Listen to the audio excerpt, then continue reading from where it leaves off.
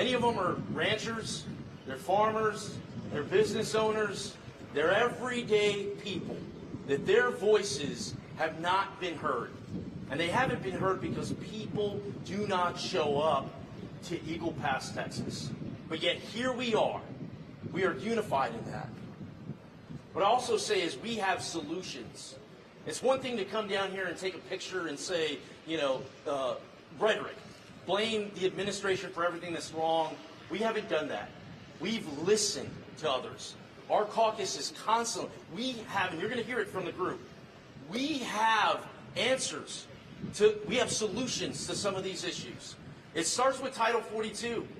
A year ago, Leader McCarthy and others came down to El Paso, and the administration wanted to do away with Title 42 a year ago, and we have fought them. The Republican Party has fought them every inch of the way. Here we are a year later, continuing to fight, and the fight isn't over. But I also say this is no longer about parties. This is about people. Everybody in this crisis, everybody's world is turned upside down. We've heard from ranchers that their kids, they can't go out and play. They have to carry pistols when they walk their properties. Their childhoods have been stolen. People's lives have been stolen. This is about bringing everyone together. It starts with keeping Title 42. What you're seeing is Democrats are now starting to be on board as well, because this does not stop at a party. I will stop there. Once again, I thank everybody for showing up today. Showing up is how we get to the end of this crisis. And I want to turn it over to Leader McCarthy. I want to thank Congressman Tony Gonzalez. This is his district, one that he's worked very hard for. This is not our first trip down to the border. We've been coming here for quite some time. We welcome and want to ask the Democrats to join us, actually. But before I begin, I want to say a message to Bishop Evans' grandmother. He was raised by his grandmother. Our thoughts and prayers are with you. But your grandson did not die in vain. The National Guard specialist was a human being. He risked his own life for a person he did not know because he could not watch that person drown. He gave his life. There are reports that the individual he's trying to save may have been moving drugs. We want you to know that your grandson did not die in vain. Today we had a very thorough tour, starting with the border agents. I cannot thank them enough for the job they do. They are pushed to the limits. A former Secretary of Homeland under Obama, Secretary Johnson, says 7,000 people a day coming across your border is unsustainable. That is where we are. 30 days from now, President Biden wants to lift Title 42. Everyone will tell you that that number will more than double, go to 18,000. If it's unsustainable today, what will it look like a month from now? We ask them what their plan will be. No plan is given. We hear Democrats on the other side of the aisle say that we should not lift it. They have the ability to say more than just words. They can vote. You see, in Congress, you have what is called a discharge petition. It only takes 218 members. Doesn't matter if they're Republican or Democrat, a simple majority, to sign a discharge petition to bring a bill to the floor. It's been used many times in different issues. We just need a handful of Democrats to join, to bring the bill up for a vote. So if you believe Title 42 shouldn't be lifted, don't say it in a press release. Say it with an action which can make a difference. President Biden's been in office more than 40 years.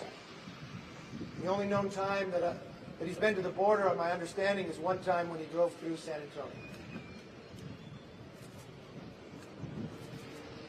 Before he makes this decision, he should come here. He should look the border agents in the eye and ask them, what is the best decision to make? He should spend the time with the mayors, and the ranchers, and the city workers that we just had lunch with. I saw a lot of things that were very moving. But I watched a man who was probably 6'5". was a rancher. He has lived here his life 20 miles from the border, break down in tears to talk about the situation. But he told us he and his wife can't leave the lights on to their house at night because people will come. His fear is that people are going to get killed. That's what's happening right now. This is a responsibility of the federal government. I want to tell Governor Abbott, thank you. It's a job you shouldn't have to do or a responsibility. But you're bringing the National Guard and others here as a deterrent to try to protect our borders because of what this president's action has done.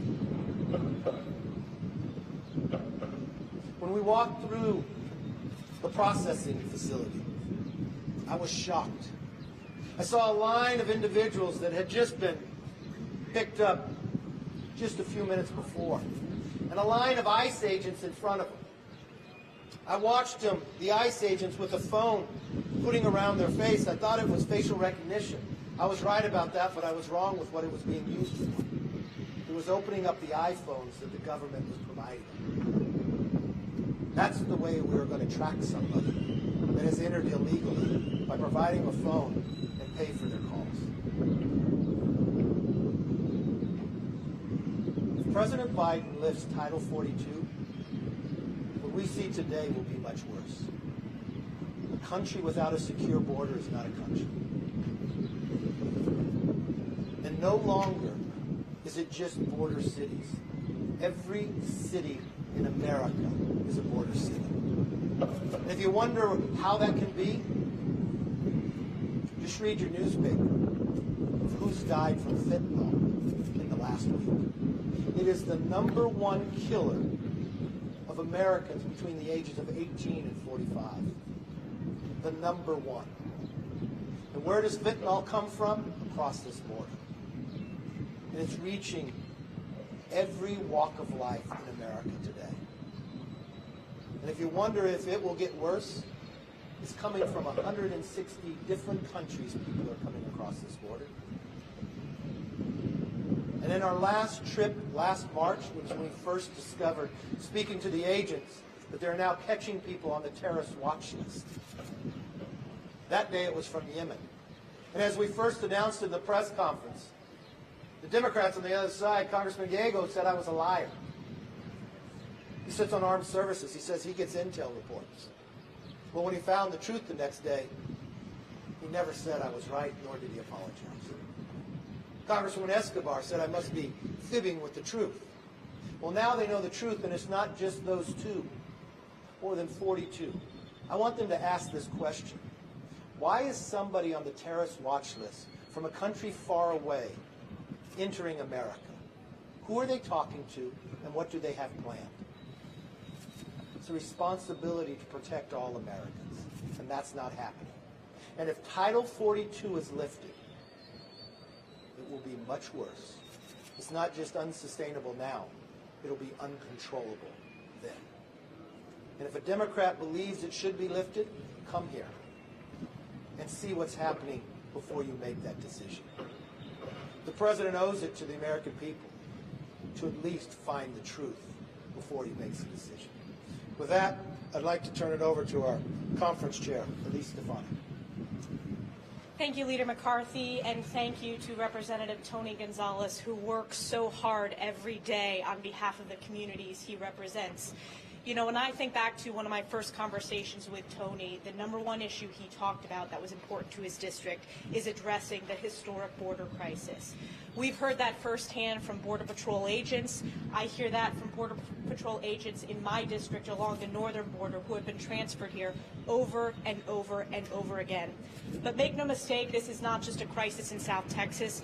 This is a United States of America crisis, and it's a crisis as a result of Joe Biden and House Democrats' failed policies. This has gotten worse and worse every single month. It's the worst past year since we've been keeping track of the numbers. And we know it's only going to get significantly worse with Joe Biden's decision to lift Title 42. Today I had the opportunity, as did my colleagues, to tour with our boat Border Patrol. And the two captains of our boat were the ones that recovered the body of Bishop Evans. Think about the emotional turmoil, the emotional anguish that these Border Patrol agents are going through every day, in addition to the National Guard and their families. Our hearts break. House Republicans are unified in securing the border and providing the support we need to our Border Patrol and our communities in South Texas and across the country. I now want to turn it over to the House Republican Policy Chair, Gary Palmer. Thank you, Elise. Thank you, Leader McCarthy and Congressman Gonzalez, for bringing us to the border. What we're witnessing is both a national tragedy and a human tragedy. I had the opportunity to speak with a few of the members of the National Guard who were part of Special 7's unit, and the emotion is all over their face. They're struggling with this. And as Leader McCarthy said, our thoughts and prayers are with his grandmother. And we're determined that he did not die in vain. We also had the opportunity to talk with some of the ranchers and farmers and city leaders. And at the end of this press conference, you're going to be asking us questions, but you need to go talk to those people. You need to understand the human tragedy that's taking place because we have left our borders open. People cannot live their lives because of it. Their kids cannot grow up the way children should be able to grow up because we've left the border open. The human tragedy goes beyond the number of deaths from fentanyl. It's 105,000, the highest ever recorded, and that's probably underreported by 15 or 20% according to the people I've talked to, because so many families don't want it on the death certificate that their loved one died from an overdose. But we were also told since the first of this year, there's 100,000 gotaways. We don't know who those people are. And I ask, could those be young women that are being brought across the border and trafficked for sex? And the answer is very likely. This is a national security issue because they're known terrorists who've been picked up. We do not know who hasn't been picked up. And I want to remind the Democrats, it only took 19 to carry out September 11th. So I would just like to, again, encourage you to go beyond the typical reporting that you do about a trip to the border and talk to the people out in Texas who are impacted by this, and talk to the people who are doing their job every day to defend this border. With that, I'd like to invite Congressman Michael Guest from Mississippi to the podium. I'd like to echo the comments of many of my colleagues. Our hearts and our prayers go out to Special Sevens. Someone who died doing what he loved. Someone who died protecting his country. Someone who died helping others. We must never forget the service of the men and women who wear the uniform, who protect this country each and every day, who fight to see that the rule of law is enforced. I'll tell you, throughout our visit, we have encountered one thing from every person that we've spoken with, that this is the worst they have ever seen the southwest border. Without exception, every man and woman, whether it be those serving in law enforcement or those serving in the community, echoed those remarks. We know that last month there were 221,000 immigrants who were apprehended across our southwest border. We've been told that once Title 42 expires, and it's set to expire in less than 30 days, that number will grow exponentially. The Department of Homeland Security has said as possibly as many as 18,000 immigrants a day will flood into our communities.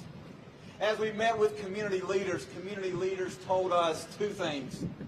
One, they said that they felt abandoned, that this administration, that the federal government had abandoned them, and then they gave one very simple plea. Please provide help. To those members we met with today, I want them to know that those pleas do not fall on deaf ears, that myself and my colleagues behind us, and we will take those pleas to Washington, D.C., and that we will fight on their behalf. We will fight on behalf of the men and women who stand behind us, who stand here on this border protecting this great country that we love. At this time, I will turn the podium over to Representative Chip Roy. Thanks, Mike. Thanks, Tony. Thanks, Leader McCarthy. Throughout my entire life in public service, I've heard a lot of my Democratic colleagues claim the mantle of compassion. There is nothing compassionate about this. Nothing.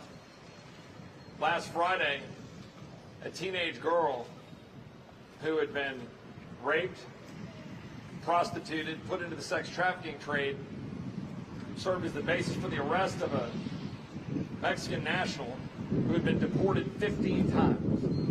That happened in San Antonio, Texas. That's a real life.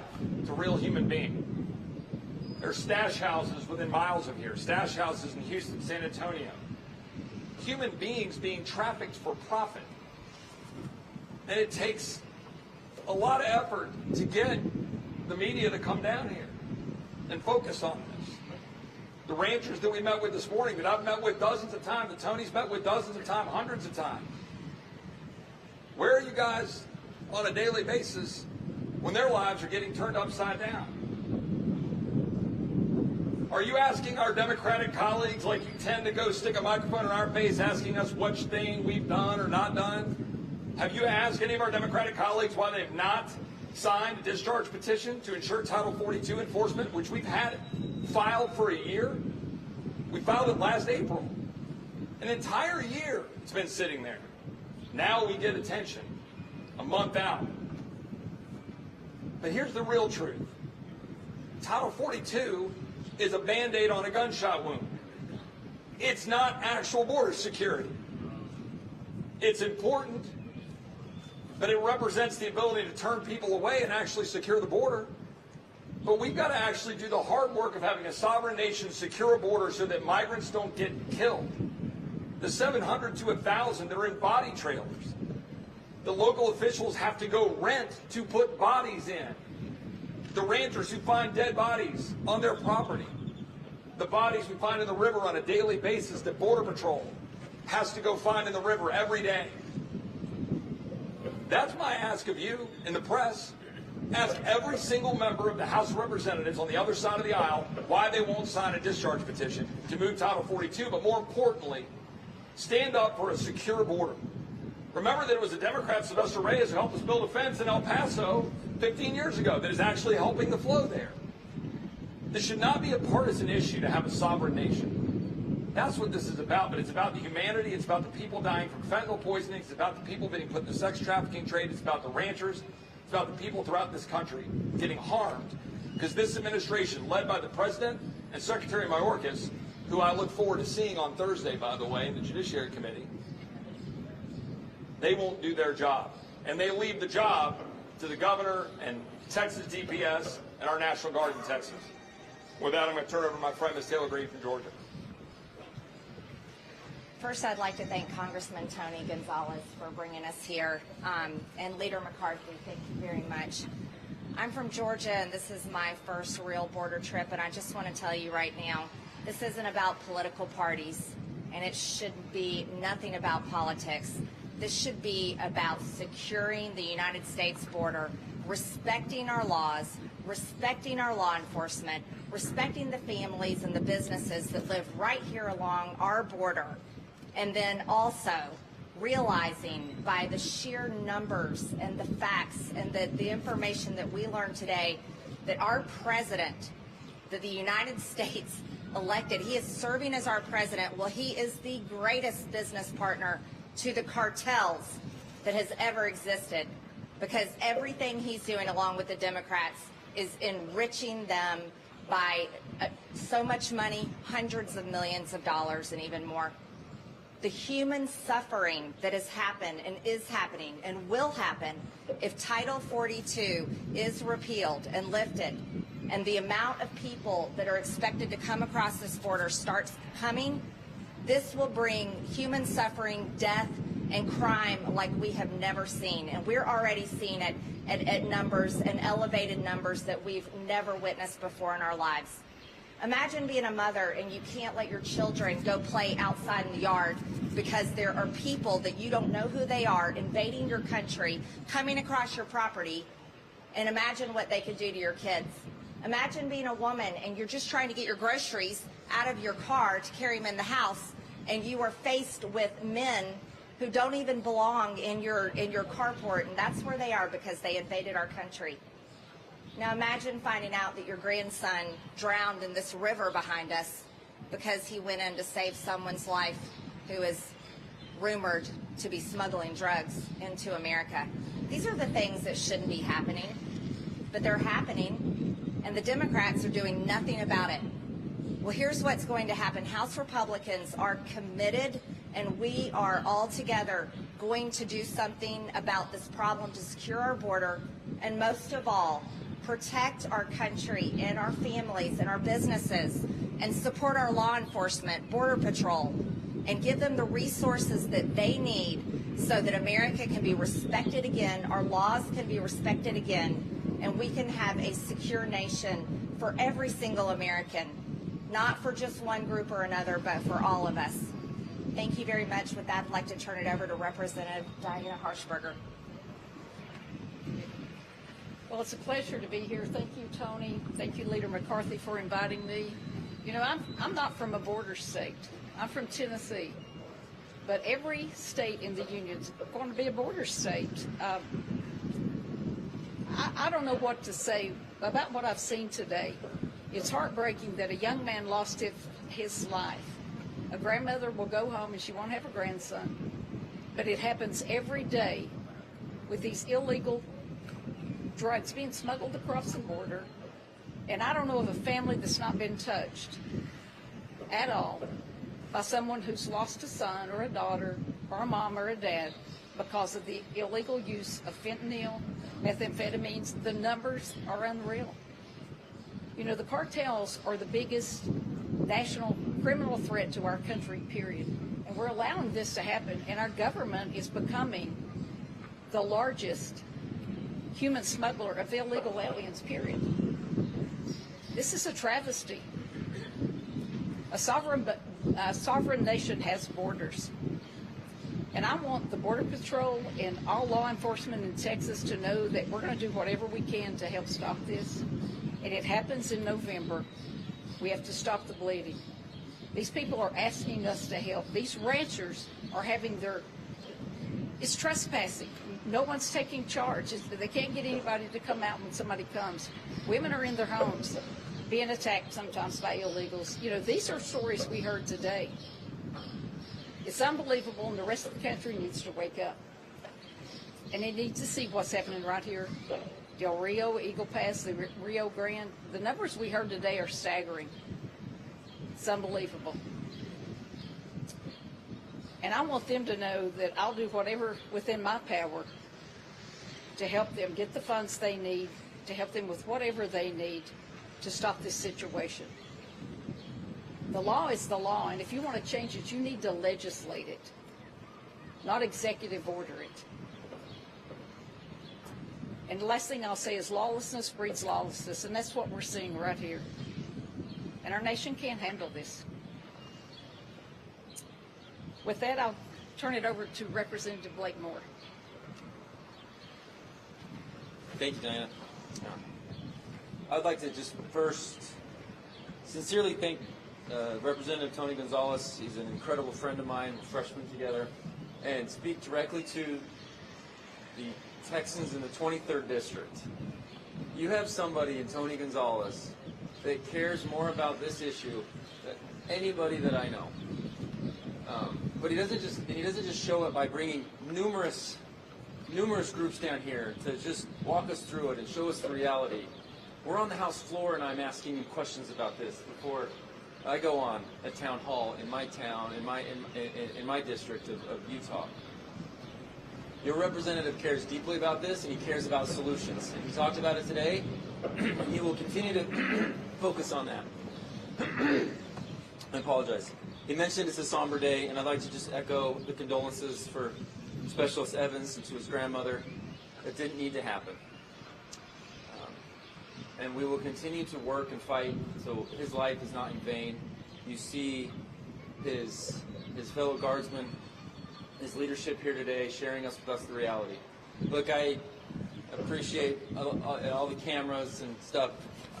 In my freshman term, I haven't done a lot of this. I haven't spoken a lot to broad media. I've But what I have done is the point that I want to make. Like I said, I'm in Utah. We're tucked in the Intermountain region of the U.S. It's very, very far from northern, east, west, all the borders of our nation. And what I have done is had countless town halls with my community. And there hasn't been a single town hall, an interaction that I've had, where they haven't asked about this. They haven't asked about the border situation. This is affecting every single community in America, and it's all something we can avoid. And it's reiterated by what we just heard from the general over the Air National Guard here in Texas, was that you have to address the policy. Address the policy. There's policies that work from the previous administration. Address it. Don't let politics guide you. Address the policy. Enforce the Remain in Mexico policy. It's a compassionate program. It will keep border activity to a minimum.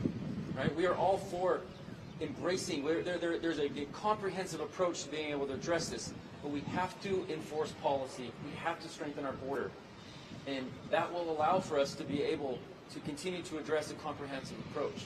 And I've heard that from business leaders today, from individuals that are faced with this dire situation, and I just wanted to emphasize how much we care about this and we care about making it right.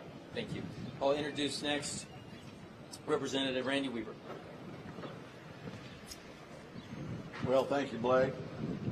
Buenas tardes, hombres. Me llamo es Randy Weber.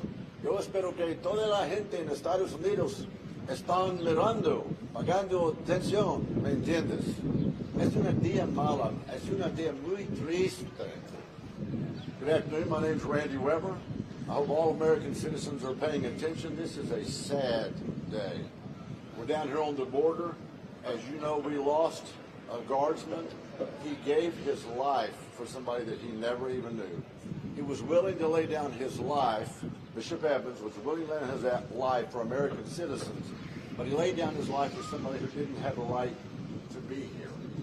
He should be remembered. I hope his grandmother takes solace in that. Jesus said, no greater love has a man than he laid down his life for his fellow man. And Bishop Evans exemplified that. And I want to also echo what our great leader said when he said, thank you, Governor Abbott. I want to say thank you, Texas Legislature. I was there in 2009 to 2012 when we put $400 million on the border because the federal government wouldn't do its job. Now it's $3 billion the state legislature is putting on the border. Shouldn't be. Absolutely shouldn't be. Biden bears responsibility for this. I don't see how he sleeps well at night. It's just not our National Guardsman who lost his life. Y'all have seen the stories of infants, of young children, of women that have been raped, sexually abused, young ladies, young girls. Biden bears responsibility. This is his border crisis. I don't see how he sleeps well at night. This is about my 7th or 8th trip here. It's getting worse and worse and worse, and President Biden bears that blame. Thank you all for being here. I'm going to yield back to our great leader. Thank you, Randy, and to all the members, and especially to Tony. And I want to thank you. I want to thank you for being here covering this story. We need more of that. We need the American public to understand what is happening, but what can happen just 1 month from now. We need your voices to be heard. We need you to join with us. It doesn't matter if you're Democrat, Independent, or Republican. But in 30 days from now, President Biden could lift Title 42. It will be unsustainable beyond means of what will happen to this nation. We've got to be able to first to stop that. And then, in 197 days from now, we can secure this border once and for all. We've had it secured before, we can do it again. With that, I'm going to take it up for questions. Leader McCarthy? Yes, ma'am. I want to ask about immigration, but first I want to ask about the New York Times reporting. After all this, that's what you want to ask. Go right ahead. I'm going to ask about immigration, but first I want to ask about this piece of reporting. You repeatedly said you denied the reporting. You said you never asked Trump to resign. That's not what they reported, though. They reported that you talked to your fellow House Republicans about advising Trump to resign. So why were you not truthful about that? Well, first of all, let me just answer your question since you don't want to talk about the border. The reporter never asked me that question. The reporter came to me the night before he released the book, and my understanding was he was saying that I asked President Trump to resign. No, I never did, and that's what I was answering. If you're asking now, did I tell my members that we're going to ask them if I told any of them that I said to President Trump? The answer is no. Well, I'm glad you asked that question, but what's more important than something that happened 15 months ago on a private conversation with about 4 other people is what's happening here right now. You asked that question on the same day that we found Bishop Evans' body. You asked that question on the same day, in less than a month, or just a month from now, that they're going to lift Title 42. You asked that question on the same day I watched a grown man, 6'5", who lived his life here 20 miles away, break down in tears of what is happening. You asked that question on the exact same day when we toured the border agents, when they put the numbers up about the amount of drugs that they have been able to capture. The more than 1 million people that have come across this border. The people that have gotten away. The more than 175 sex traffickers that they have picked up. That was your first question after this. I don't think that's what the American people are asking. I think they want to know about what's going to happen here and how we're going to secure the border. On the topic of immigration. Next question. Yes.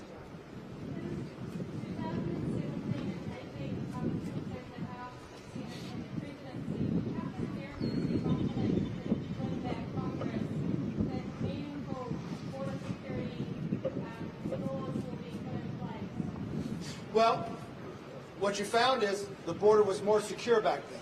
What also you'd say to the American public, your gasoline price wasn't this high. You did not have inflation. You've never witnessed inflation like this for the last 40 years. We were respected around the world. Your streets were safe. Your children were safe going to their schools. The Attorney General was not investigating you if you wanted to go to your school board meeting. So I think the American people want to see a change. But we're not just going to say it, we're going to lay it out where it's going to be a clear contrast. Well, there we'll see a commitment to America, that we will be energy independent again, and your gas price will be lower, so inflation will drop. Your streets will be safe, that we won't be defunding the police and defunding the border agents. No, we will fund them and secure our border. We will hold this administration accountable, that yes, we will find the original location of where COVID came from. We will hold an Attorney General accountable for going after parents and calling them terrorists while he allows people on the terrorist watch list come into our nation. We'll also find out why and who made the decision to leave Afghanistan and bring 13 new Gold Star families. That's just a few of the things that we will do. We won't just say it, we'll make the commitment to the American public, and in 197 days, they can decide which America they want. Yes? The state of Texas is already spending several $1 billion on border security. Thousands of agents that you've seen are down here. Do you think not working about that, or do you think it is working? And then separately, do you think that the governor of Texas should take it upon himself to declare an invasion and seize more control over what's going on in Texas? Well, I first want to say thank you, Governor Abbott. What would the border look like if Governor Abbott wouldn't take what he's doing today? And yes, he's putting people directly to the White House so they can see their actions, since the President Biden won't come down and actually see what he's created. It's not the responsibility of these governors. It's the responsibility of the federal government. So what did the federal government change when Biden came in? Biden is now spending money where Governor Abbott and the taxpayers of Texas are spending money to secure the border. Biden is spending hardworking taxpayer money to pay contractors not to build the wall, because it's already been built, to not put it up. He's changed from executive orders that have allowed people to come across this border, that we've watched more people, 1 million, breaking every number month after month with no new solution. And then tell the American public in about a month from now he'll lift Title 42, which will simply mean if you are caught coming across the border illegally, you go back to your country. Look, we are a country of immigrants. We bring 1 million new Americans legally to this country every year. We do that more than any other country. We believe in it, but we believe in the legal form of immigration. And if he lifts Title 42, what's going to happen is going to be more deaths, more trafficking, more drugs, and unfortunately, Governor Abbott doesn't have all the legal ramifications, what he can do, but he's doing the very best, and I thank him for it. Yes? You know, in El Paso, when we went in March, we watched a new facility that had just been finished, and they thought it would never meet capacity. It met capacity that day. When we walked down and interviewed with the people who had come there, we asked them how long was the trek, more than 17 days. Then we asked them why did they come. And they said President Biden told us we could. That's what they believed. I was stunned because what had happened there, what we learned from the border agents, as they picked somebody up, they had to go in the facilities and protect them. And as they protected them and moved them through the processing, no longer were they able to be on the border. They said never before have they watched the cartels earning so much money and moving so many drugs at one time. And you know what? A year later, it's worse. Every single month it got worse. And that was the moment in time, in speaking with those border agents, one told me along the wall, said, it's shocking, for the first time we're catching people on the terrorist watch list. That's when he came down to a press conference just like this after that meeting and said that. And the administration tried to say we were wrong. And now they've been withholding the number as we go forward. I think the American public, I think every member of Congress has a responsibility to protect Americans. And allowing terrorists to come into this country is wrong. Yes, sir. What do you tell local leaders who have seen one group of lawmakers after another visit the border and say the problem here has only become worse? I say thank you, one, for visiting the border. Two, take action. What Congressman Chip Roy told you is we didn't wait till this month to take actions. We have been coming to the border. I think if you talk to the Republican conference, you'll find out almost 80% of our conference has been here more than once. She's saying even higher than that. So we put in a bill. The Democrats are in the majority. They can withhold our plan, and we have a plan to secure the border. We laid it out months ago. But the only action we have is what's called a discharge petition, where you can get a simple majority of the House, Republicans and Democrats, to sign a discharge petition. That bill can come up. You know exactly what that bill is, to make sure we don't pull back Title 42. So for everyone who says they want to do something about it, they have an ability to. So the real question would be, is to ask those people who've come and said they do something, what actions have you taken? We've rolled out a 5-point plan to secure the border. We've done discharge petitions. We've brought more people to the border. We've invited to sit down and meet with the president based upon what we've learned here, since he won't travel here. He denies us the ability to even meet and talk about it. That's a frustration. But that's denying the American public we actually have a voice. McCarthy. Yes, sir. I know you signed a letter this morning questioning the fitness of Secretary Mayorkas. If Republicans win the House in the midterms and you become the Speaker, are you going to begin impeachment proceedings against the Secretary? Look, we sent a letter to the Secretary. We not only just sent a letter to the Secretary to ask what is his plan. We're 30 days out. When I talk to the community leaders, they are worried. The mayor is worried. He's saying that we need a plan and we don't know what the plan is. We ask him for it, they won't say it.